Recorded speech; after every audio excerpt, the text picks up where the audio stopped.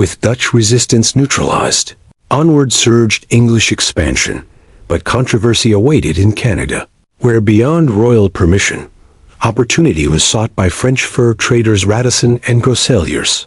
By French authorities, they were arrested. Instead, to England they turned, and ultimately the support of Prince Rupert, cousin to King Charles II, was secured in 1668. Two vessels, the Nonsuch and the Eaglet, were secured by an English venture to investigate commercial opportunities in Hudson Bay. Aboard the Nonsuch, under the command of Captain Zachariah Gillam, sailed Groseilliers, while the Eaglet was captained by William Stannard and carried Radisson. On June 5, 1668, from Deptford in England, both ships departed. However, near the coast of Ireland, the Eaglet was forced to turn back. Alone, the Nonsuch pressed onward, sailing into James Bay, the southern extension of Hudson Bay.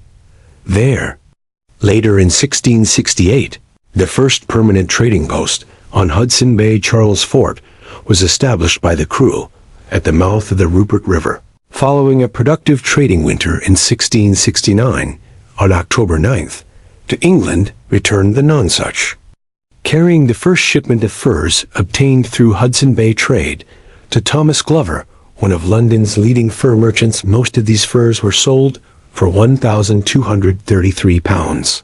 When adjusted for modern inflation, approximately £188,000.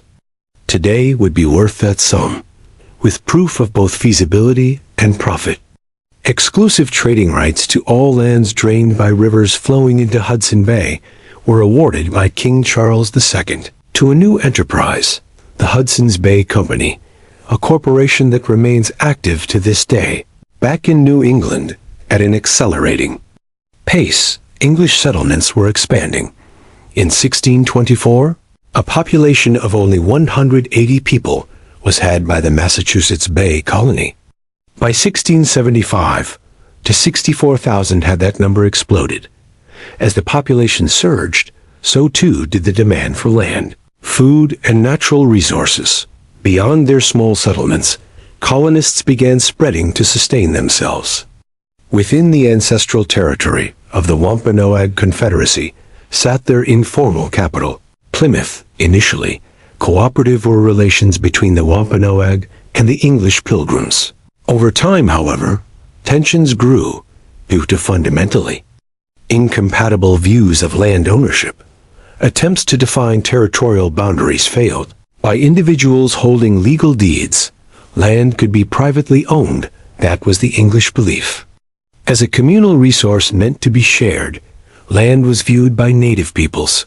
When land was attempted to be purchased by the English, often confused by the transaction with a Wampanoag, from their perspective, unlawfully taken, had been their land by their neighbors.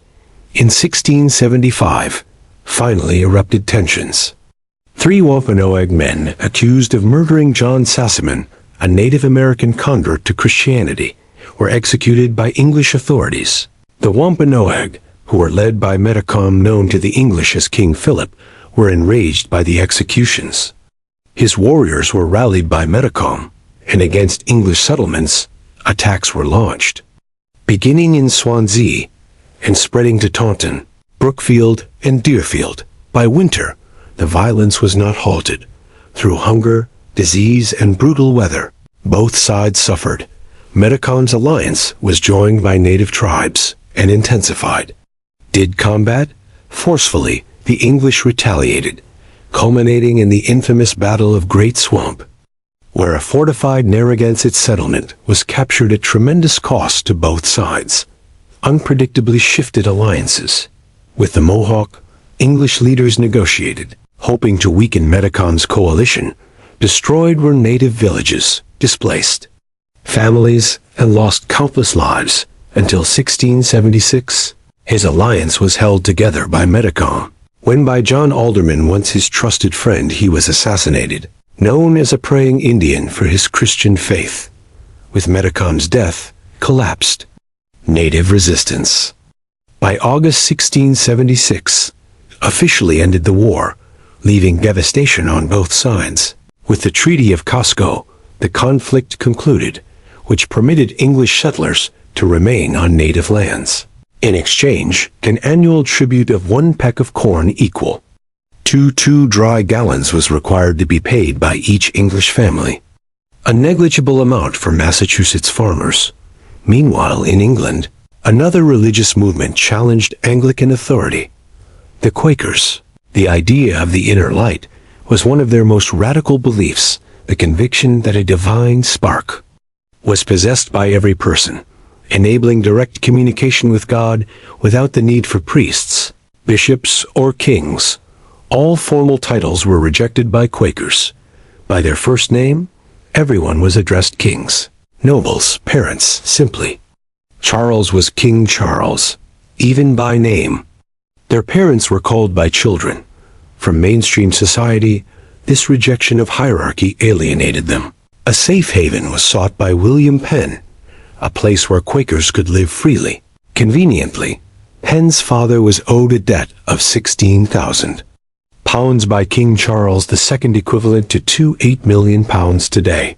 Instead of cash, land in the New World was requested by Penn on March 4, 1681. The request was approved by Charles, founding the colony of Pennsylvania.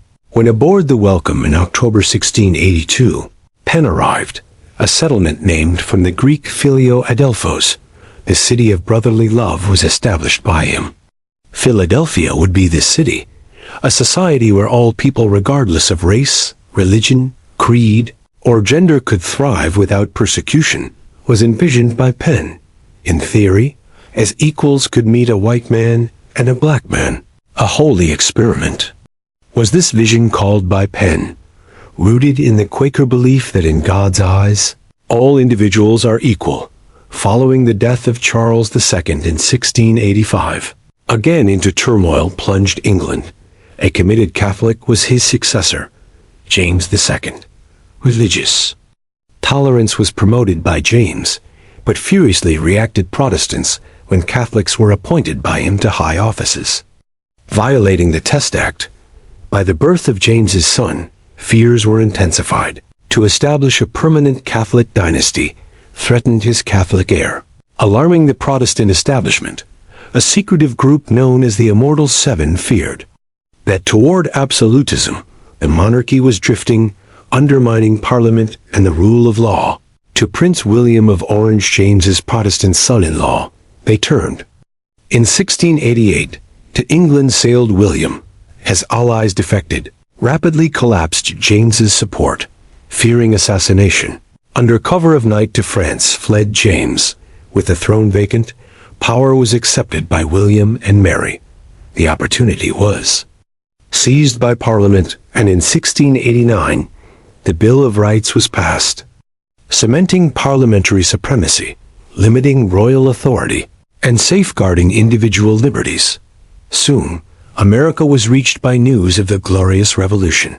In April 1689, in New York, Protestant settlers rebelled against Catholic governor Jacob Leisler and seized Fort James, forming a provisional government in William and Mary's name.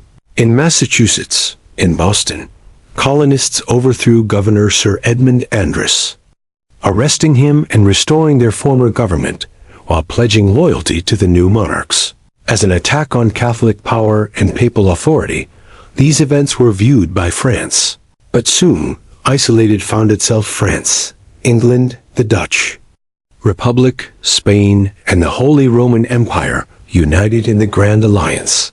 In 1690, in a French victory in the Spanish Netherlands, the Battle of Fleurus ended, securing key territories. Meanwhile, in Ireland, the deposed James II was defeated by William III at the Battle of the Boyne, cementing Protestant control of England and Ireland. Globally, the war spread. To capture Port Royal in Acadia, English forces attempted and failed on English settlements in Maine. French and Abenaki allies launched raids. Battles such as the Siege of Pemaquid were shaped by indigenous alliances. Also failed an English attempt to seize Quebec, reinforcing the colonial boundary between English and French territories. on September 20th, 1697, the 9 Years' War was ended by the Treaty of Ryswick, as England's ruler, William of Orange, was formally recognized by the treaty, and French aggression was halted, while in Europe and the Americas war raged. Its first conflict in India was simultaneously fought by England, where a powerful trade monopoly was held by the English East India Company. Control of Chittagong was sought to be gained by the company, a fortified stronghold established across the region, and independently of the surrounding Suba operated by removing Mughal authority through domination of local governors and the Hooghly River. However, these English demands were outright rejected by Mughal Emperor Aurangzeb in response. Its navy was dispatched by the East India Company to blockade multiple Mughal ports along India's western coastline. And openly Mughal forces were engaged. Key cities such as Chittagong, Madras and Bombay were disrupted by the blockade. Directly to intervene, this escalation compelled Aurangzeb. The seizure of all East India Company factories was ordered. By him, and members of the company's military forces were arrested. In 1690, a Mughal fleet based in Janjira, commanded by Sidi Yaqub, surrounded the East India Company's fort at Bombay. After enduring nearly a year of siege, marked by starvation and desperation, inside the fort the company capitulated. To Aurangzeb's court, envoys were sent to beg forgiveness and request the restoration of trade privileges, to prostrate themselves before the emperor and pay a substantial imperial fine of 150,000 rupees, equivalent to roughly 4 million today. The company's representatives were forced. Following this submission, the siege was instructed to be lifted by Aurangzeb from Sidi Yaqub. Then, in Bombay, the East India Company was allowed to re-establish itself, and a new trading center in Calcutta went on to be created, back in England. When in 1702, William was succeeded by Queen Anne, highly unusual was the political framework of the British Isles. 4 kingdoms, 3 separate parliaments, and a single monarch existed there. Its own parliament and legal system was maintained by Scotland, while under the authority of the British Crown remaining. Its own parliament was also possessed by Ireland, though ultimately to the monarch its laws answered.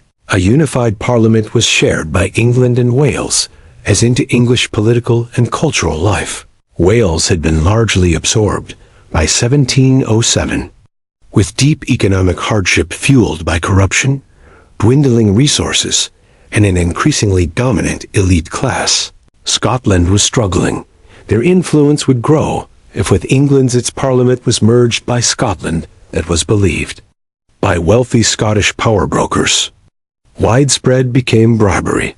About £20,000 each, around £4 million today, were paid to officials such as David Boyle, the Earl of Glasgow, and James Douglas, the second Duke of Queensberry, to dissolve the Scottish Parliament. Decision was despised by the general population, but no means to stop it were had.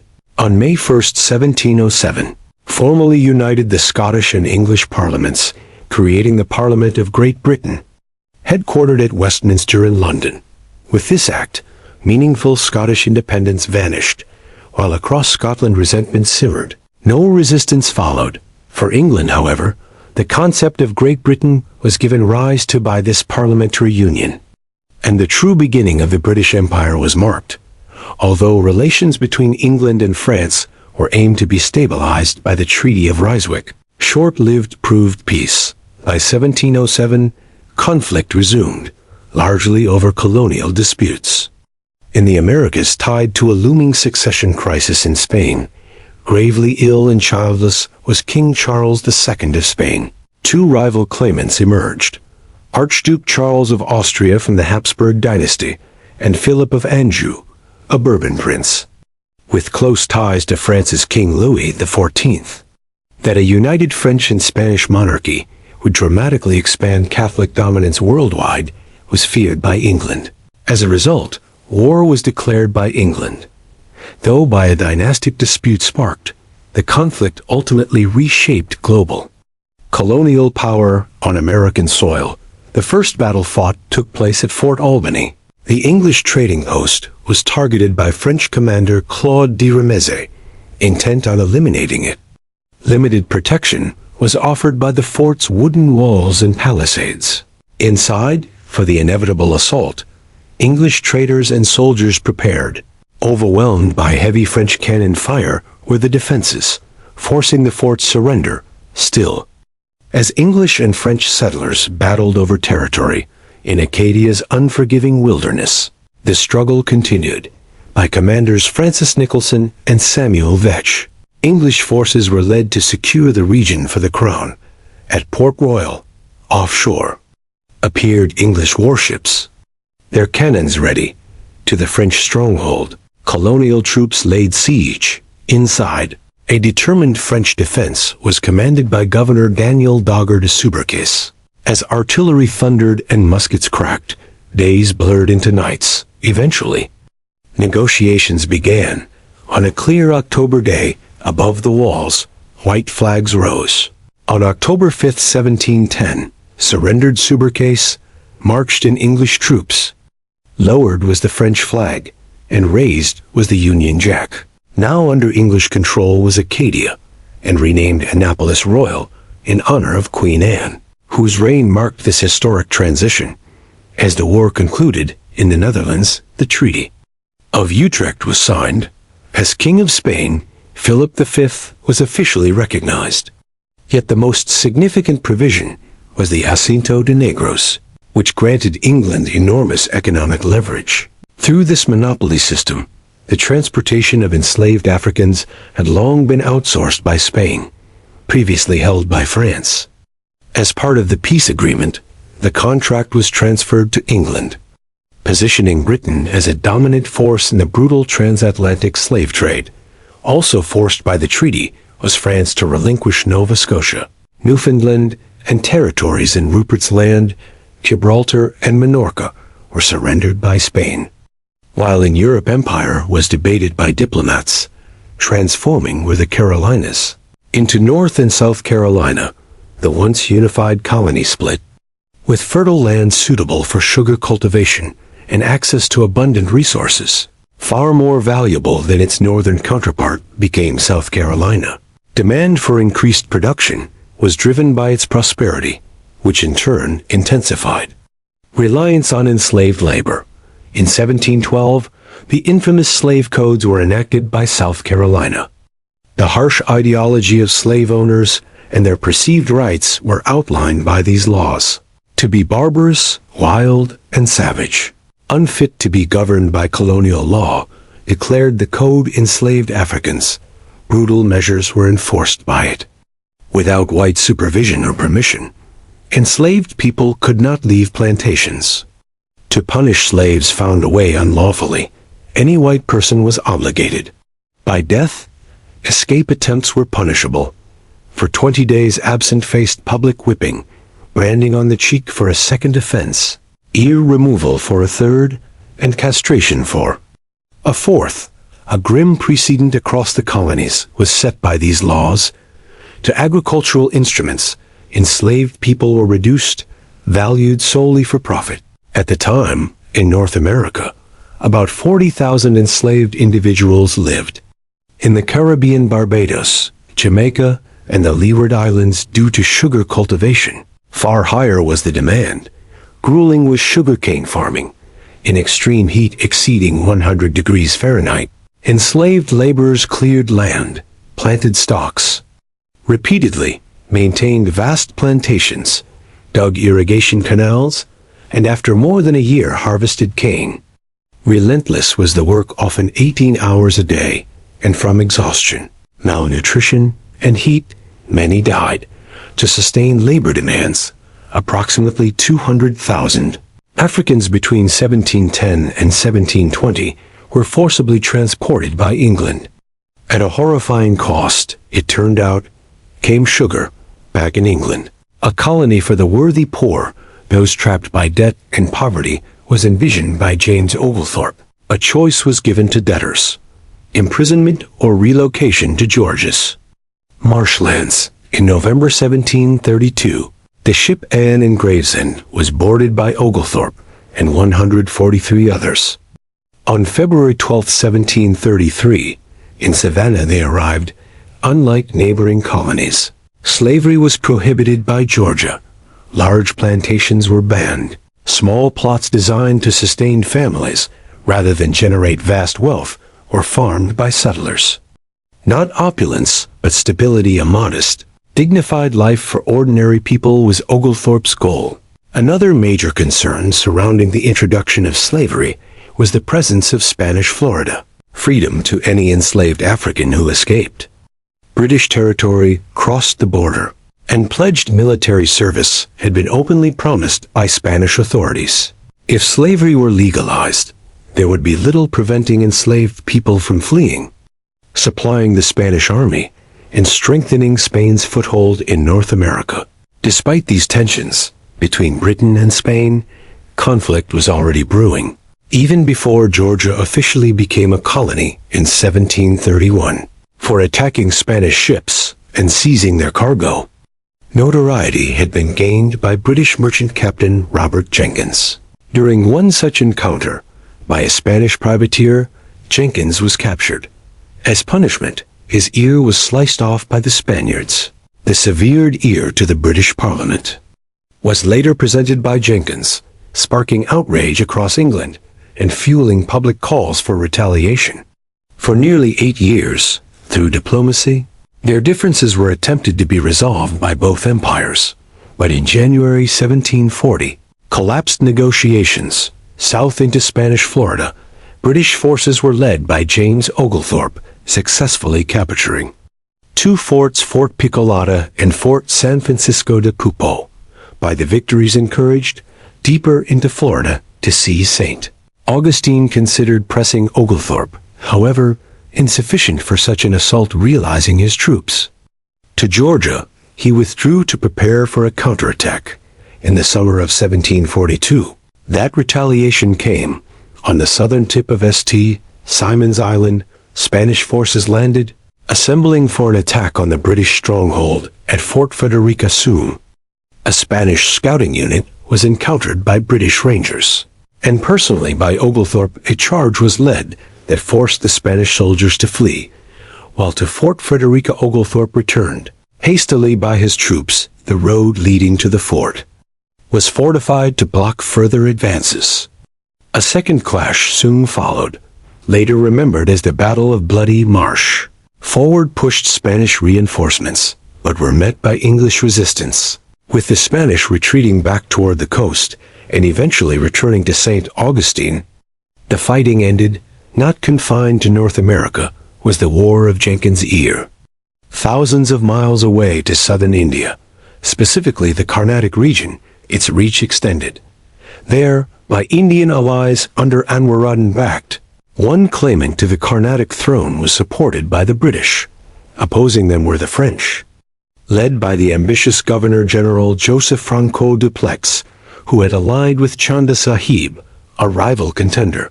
In 1744, tensions erupted, igniting the long-simmering colonial rivalry. A turning point was marked by the Battle of Adyar, when using superior tactics, decisively defeated by French forces were the British. In the Carnatic, significantly boosted was French influence by the victory. Riding this momentum in 1746 to the British-held city of Madras, French troops laid siege. Outnumbered and outmaneuvered. To surrender the city the British were forced, however, due to major fighting in Europe, particularly in the contested Austrian territories, soon shifted the course of events. Control was sought by Prussia, France, Spain, the Dutch, and various independence movements, eager to assert influence, with the Dutch to support their claim. Britain allied. In the summer of 1747, at the Battle of Lauffeld, these tensions culminated. By the Duke of Cumberland, British, Dutch, and Austrian forces were led attempting to break through French defenses, commanded by the brilliant Maurice de Saxe. Failed the assault, and without a decisive victor, the battle ended. Still, more than battlefield victories, diplomacy ultimately shaped the outcome.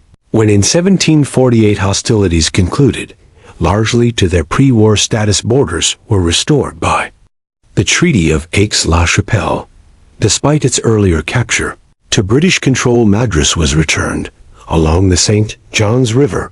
A defined border between English Georgia and Spanish Florida was also formally established by the treaty. Meanwhile, under the rule of Maria Theresa, as an independent state, Austria emerged. In the aftermath, the issue of slavery was revisited by Georgia. Firmly opposed remained Oglethorpe, but from South Carolina, illegal slave imports proved impossible. To stop prosperity, not permanent hardship, had been hoped for by the original settlers, known as the worthy poor. On January 1, 1751, under a system nearly identical to South Carolina's, slavery was officially legalized. Ironically, the very people Georgia was meant to protect were harmed by this decision. Capital and resources that Georgia's original settlers lacked were possessed by wealthy migrants from South Carolina. Familiar social and economic hierarchies were quickly recreated by them. Within 2 decades, nearly half of the colony's rapidly growing enslaved population was controlled by approximately 60 plantation owners, dominating Georgia's low-country rice economy. Yet not universal across the American colonies was slavery. Far to the northwest lay the Ohio Valley, a vast 300,000-acre region rich in forests, fur-bearing animals, and economic potential. To exploit these resources, the Ohio Company of Virginia was founded by Augustine Washington, father of George Washington, to survey and map the company's land claims. A young George Washington was assigned. What was discovered by him troubled British authorities. Already inhabited by the Shawnee and Delaware peoples, both hostile to British expansion, was the region. Also well entrenched were the French, operating a profitable fur trade network, protected by a chain of forts, including Fort Duquesne, at the junction of the Allegheny and Monongahela Rivers, modern-day Pittsburgh. By April 1754, to act with the British, prompted by rising tensions. With a small force to secure the valley, 22-year-old George Washington was sent, deep in the wilderness, upon a secluded clearing known as Jumonville Glen. His men came there. A small French detachment, led by Joseph Cowland de Jumonville, was encountered. What followed remains controversial. On the morning of May 28, 1754, fighting broke out, and killed was Jumonville. During combat he died, claimed the British. While a deliberate assassination it was, insisted the French, outraged by surrounding Washington and his troops, who had fallen back to a crude fortification known as Fort Necessity. French forces retaliated, outnumbered and trapped. On July 3, 1754, Washington surrendered. A document written in French was included in the surrender terms, in which to assassinating Jumonville Washington unknowingly admitted. Now unavoidable was war. Soon after, Saxony was invaded by Prussian King Frederick II, signaling the beginning of a massive global conflict. The First True World War became the 7 Years' War, stretching across Europe, the Americas, and India. For global dominance, European empires fought, while for survival in a rapidly changing world, indigenous nations struggled. Early setbacks were suffered by Britain in India. Fort William in Calcutta, the main stronghold of the British East India Company, was captured by Siraj-ud-Dowlah, the governor of Bengal. Into a small dungeon overnight, British prisoners, 146 in total, were crammed, according to survivor John Howell. Due to suffocation, heat, and dehydration, 123 died as the Black Hole of Calcutta.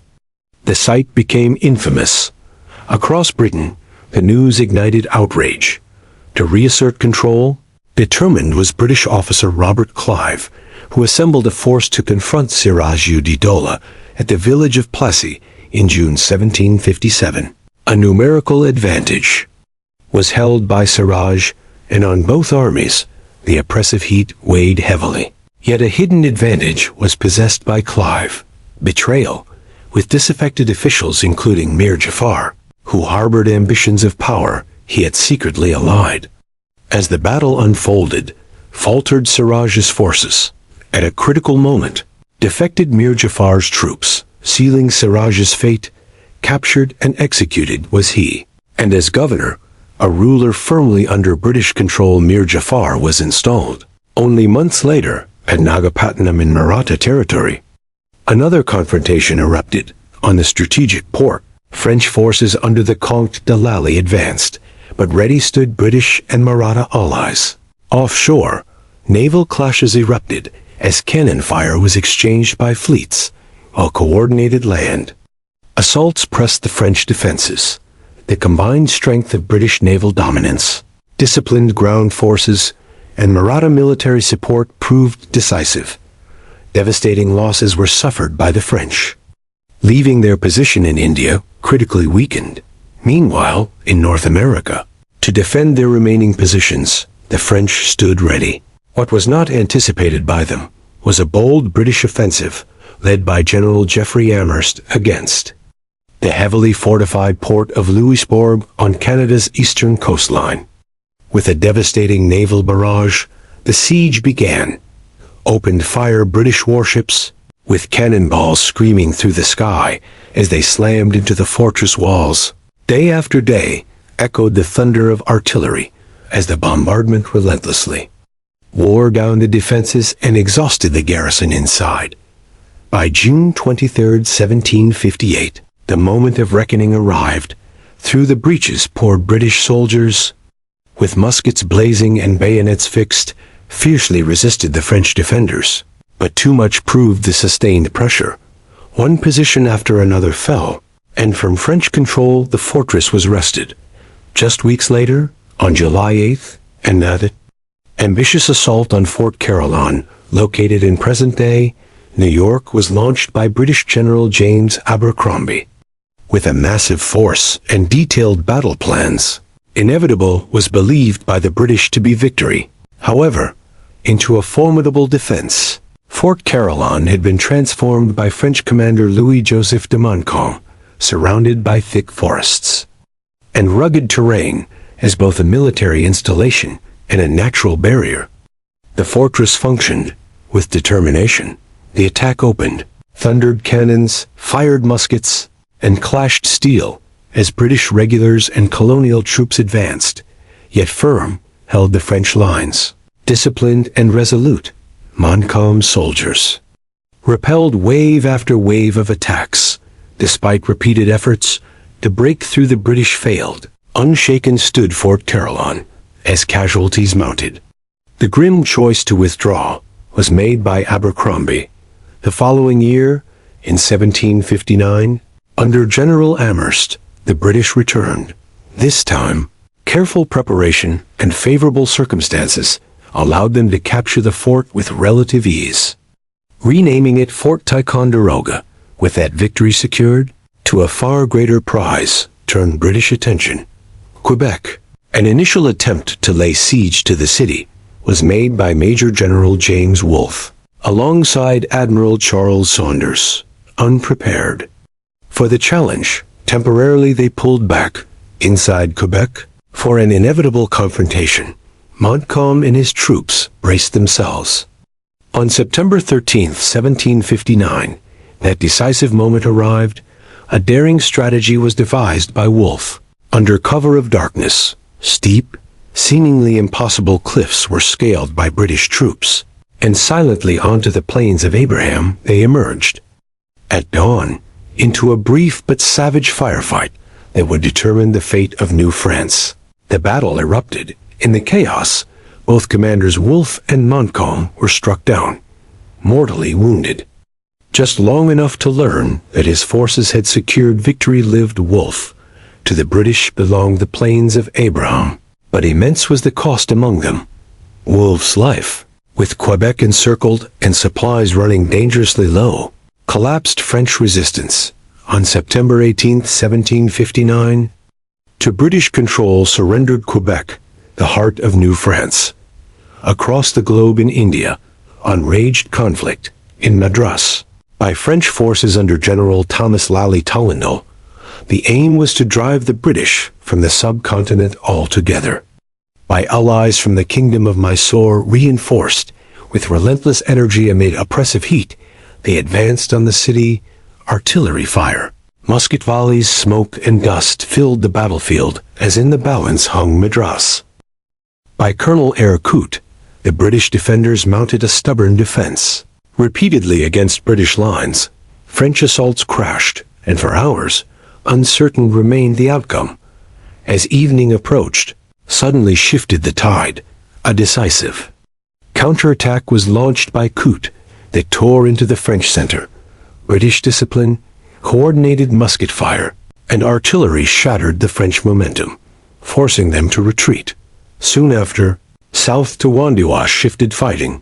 By now, an experienced commander once again faced Lally Tollendal's Coote, weakened by disease, attrition, and dwindling supplies from prolonged fighting. To hold their positions, the French struggled, seizing the opportunity. A devastating assault was coordinated by Coote. By the end of the day, collapsed French resistance, and taken prisoner was Lally Tollendal. In North America, as the final French stronghold stood Montreal. In 1760, a multi-directional campaign to surround the city was orchestrated by General Geoffrey Amherst. Along the St. Lawrence River, down Lake Champlain, and north from Lake Ontario, British forces advanced. Overwhelmed and vastly outnumbered, crumbled the French defenses. On September 8, 1760, surrendered Montreal, ending French rule in Canada. Similar defeats were faced by the French in India. Along the Coromandel coast to the fortified city of Pondicherry, British forces laid siege, month after month. The defenses were battered by British artillery until on January 15, 1761, finally capitulated the city. Nearby French enclaves such as Karaikal and Yanam soon fell, followed by Mahé along the Malabar coast. Further inland, near Seringapatam in the Hyderabad region, British troops clashed with French and Mysorean forces. When the fighting ended, once again British arms prevailed, extinguishing French power across the Indian subcontinent. In the Caribbean, the British advance continued, where Guadeloupe, Dominica, Martinica, St. Lucia, Grenada, and Havana were captured from French and Spanish control. Clear was the message. As the dominant global power, Britain now stood. From North America to the Caribbean to India, across the world flew the Union Jack. During peace negotiations in Paris, in a commanding position, Britain's military success placed it to Britain. Canada was agreed to be ceded by France, provided that religious rights were retained by French Catholics. Eager to recover Havana, a deal was struck by Spain to British control would pass Florida in exchange for the Masti city's return. In India, over Bengal, Madras, and Bombay, British dominance was reaffirmed. Yet at a steep cost came victory. Deeply in debt was Britain, and sought stability in North America. Along the Appalachian Mountains, the proclamation of 1763 drew a boundary, prohibiting westward colonial settlement. To prevent costly conflicts with Native American nations was the goal. Largely ignored, the restriction was by colonists, especially the Ohio Company tied to George Washington. Justified proved British fears as Pontiac, a war leader of the Odawa, rallied tribes into open resistance. In 1763, Fort Detroit was besieged by native forces, followed by attacks on Fort Michilimackinac and Fort Sandusky. By Colonel Henry Bouquet, British forces eventually broke the siege of Fort Pitt after the fierce Battle of Bushy Run. Military action with diplomacy was combined by Pontiac, forging alliances to sustain the uprising. By 1764, however, weakened resistance began negotiations and returned peace in India. After a century of interaction with the British East India Company, the Mughal Empire was collapsing through the Treaty of Paris and later the Treaty of Allahabad. In 1765, Dawani rights, the authority to collect taxes in Bengal, Bihar, and Orissa, were secured by Britain, though in name Mughal sovereignty was preserved. Effectively British-controlled became these regions, still burdened by war debt, to its American colonies for revenue turned Britain.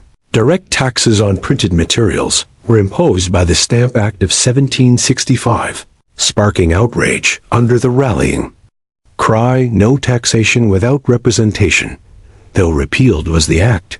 Through the Declaratory Act, Parliament asserted its authority, insisting that full power over the colonies was held by it. As Britain continued expanding elsewhere, tensions mounted. In 1768, aboard the HMS Endeavour, James Cook set sail, venturing into the uncharted South Pacific. In April 1770, the eastern coast of Australia was reached and mapped by Cook, later claiming it as New South Wales for Britain. All was inspired by this expanding empire. As once written by Governor George Macartney, it was an empire on which the sun never sets. Yet long shadows are often cast by brilliance. On July 4, 1776, independence was declared by the American colonies.